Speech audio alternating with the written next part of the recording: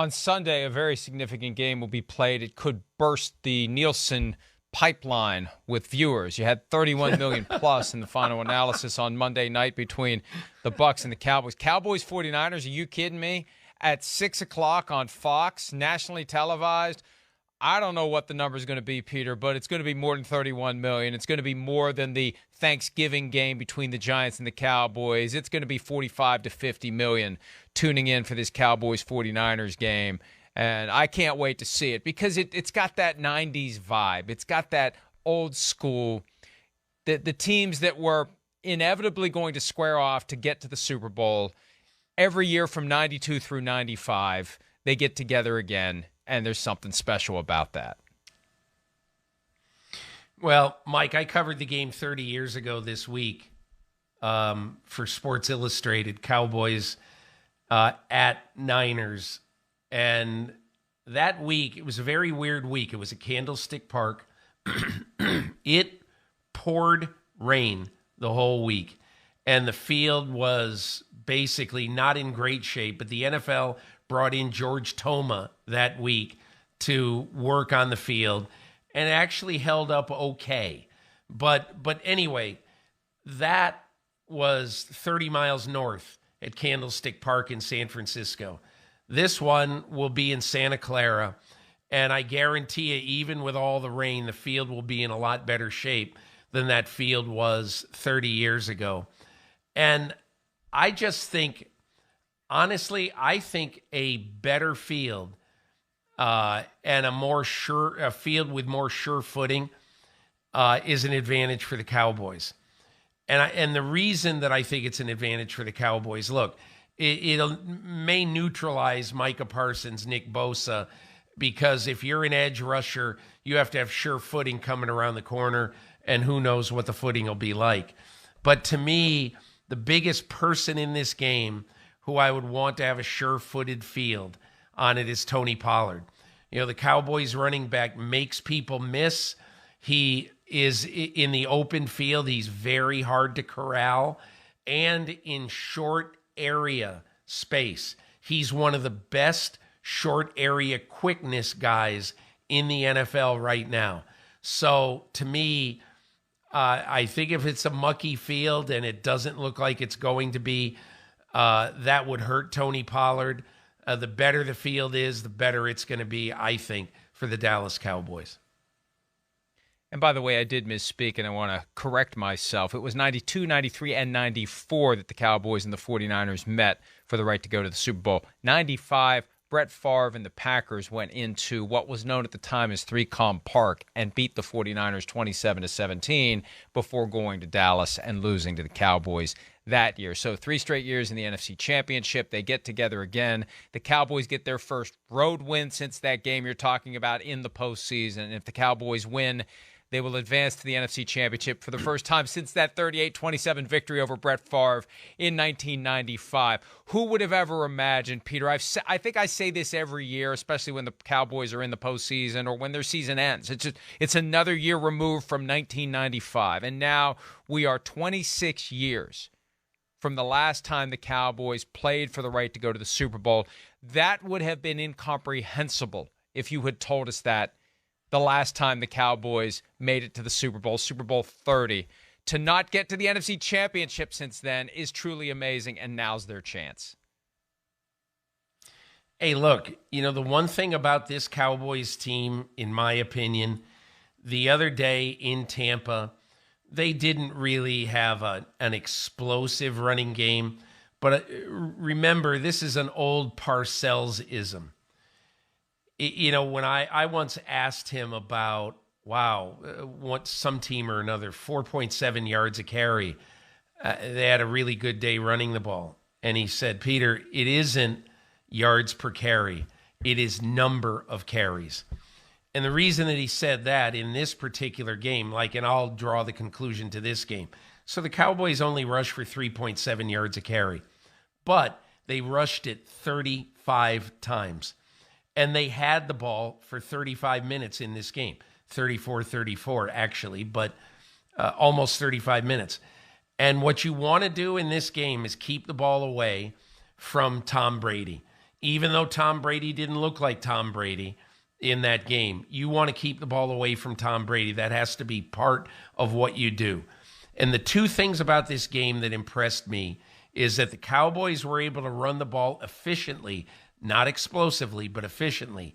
And Dalton Schultz became, to me, what Jay Novacek was to Troy Aikman in big games, what Jason Witten was to Tony Romo in big games. And that is a security blanket tight end against a defense that knew he was coming, but still, Dalton Schultz had the kind of night, with 7 catches and 2 touchdowns, that is going to be essential against a team that can be defensively oppressive like the 49ers can be.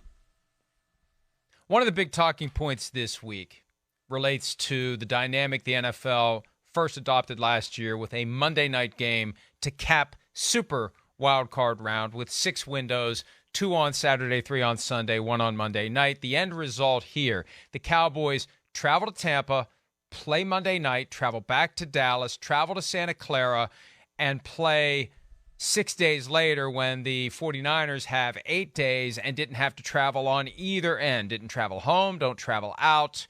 Here's Kyle Shanahan when asked yesterday by reporters about having 2 extra days to get ready for this game in comparison to the Cowboys.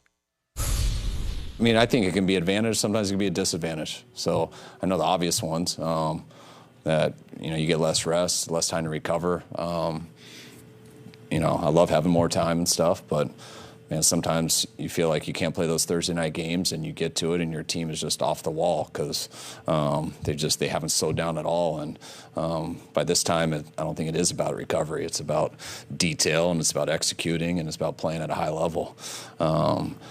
Once you get to games, especially in the playoffs, that recovery, people forget about pretty quickly. And just watching the Rams last year, they beat the Cardinals as good as anyone, and then they flew all the way to Tampa, and I think they were up 28-0 at halftime. So I don't think it means anything.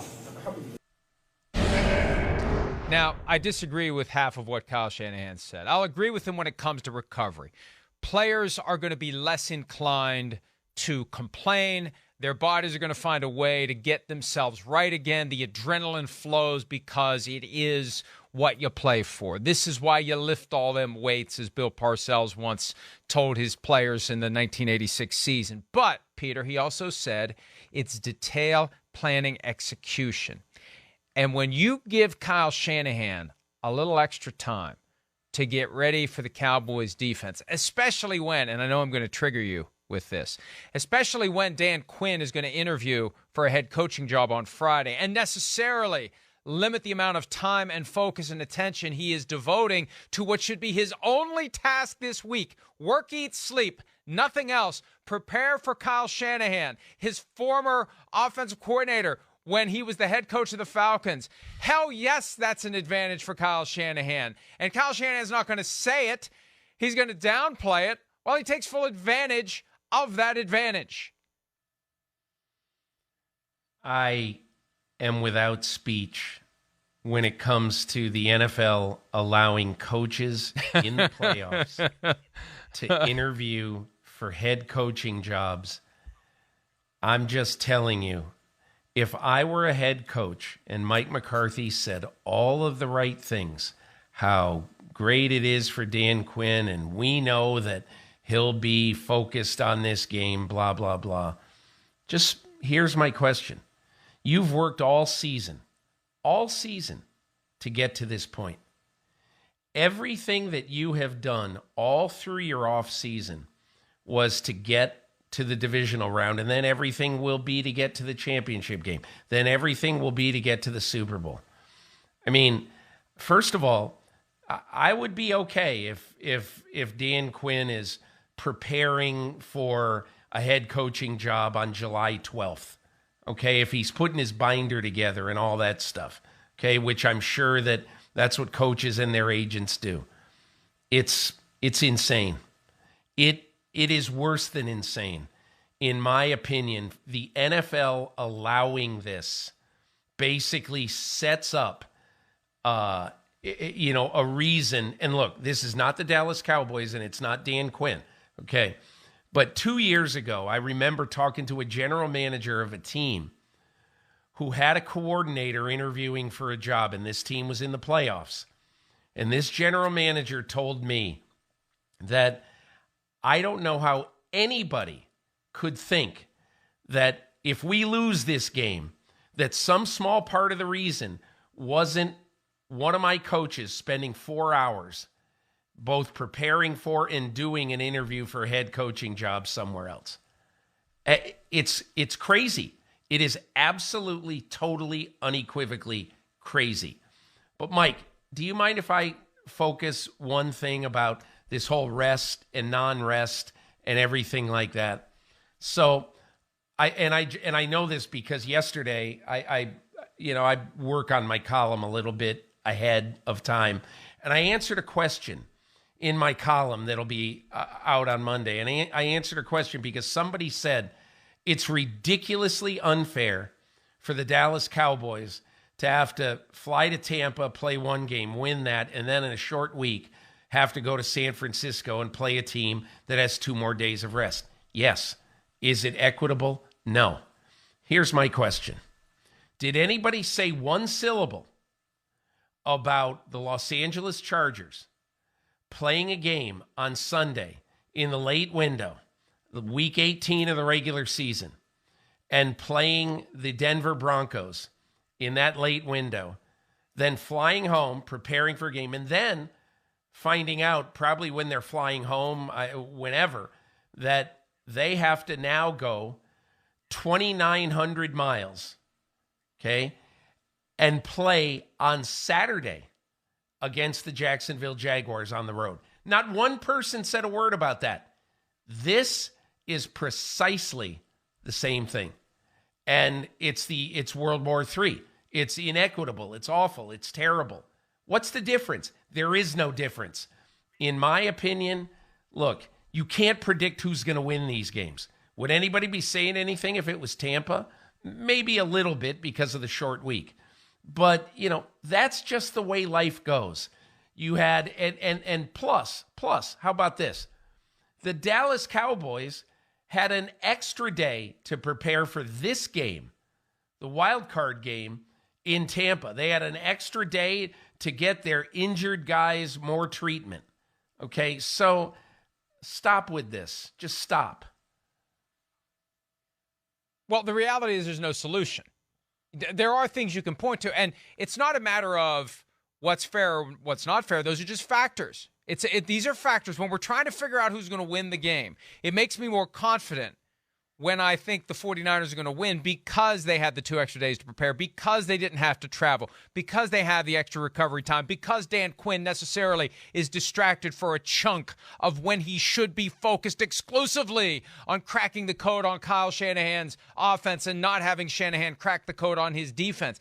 Every extra minute that you spend thinking about anything but what you should be only doing is necessarily one less minute than you are spending on that thing. So, hey, and the bottom line, Peter, there is no solution. Unless they start all of the playoff games at the exact same time, there's no way to iron this out. And as fans, we want to watch this game, then let's sleep, then let's watch 3 one after another, then let's sleep again, and then let's watch one in primetime on Monday night. So that's what happens when these games are on big platforms with huge numbers. Look at the ratings from the weekend and that 31 million plus from Monday night. The NFL's never given that up. So Mike McCarthy is very pragmatic. TV is king.